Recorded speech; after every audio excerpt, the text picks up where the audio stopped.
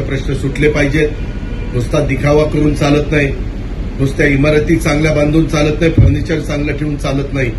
त्या खुर्चीवर बसणाऱ्या माणसांनी पण घेतलेल्या कागदातला माणूस त्या ठिकाणी ओळखला पाहिजे. नुसता कागद वाचून चालत नाही आणि त्याचे प्रश्न सोडवले पाहिजे.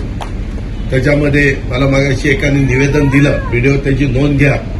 आपण मोफत विहिरी देतो. विहिरीला आता 4 लाख केले ना, 5 लाख केले. मोफत विहिरी देतो. काही जण कोण सुजय पवार कोण आहे का? पवार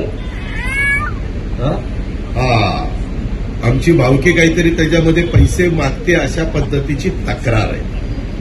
मी एकच बाजू बघून बोलत नाही, मला त्याची शहानिशा करावी लागेल.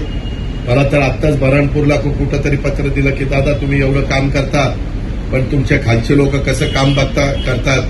ते सुजय पवार म्हणे विहिरी मागं पाऊंडला 75,000 रुपये घेतात. घेत असतील तर त्याचं काही खरं नाही, घेत नसतील तर त्याला शुभेच्छा, चांगलं काम करू. त्याच्या खोलात माझ्या इथं जो स्टाफ, मी आता तर बारामतीमध्ये किती जण एकूण तुम्ही स्टाफमध्ये काम करता? 14 जण माझ्या डीसीएम ऑफिसचे लोक इथं काम करतात.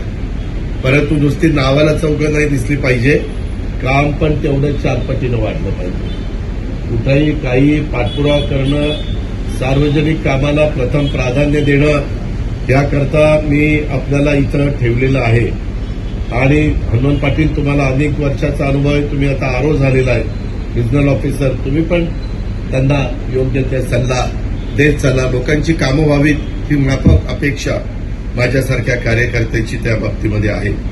आज इथं ही जागा मी का इथं वास्तू बांधली तर काय होतं आम्ही बघितलेलं, आणि इमारती बांधतो नंतर त्याचा मेंटेनन्स होत नाही.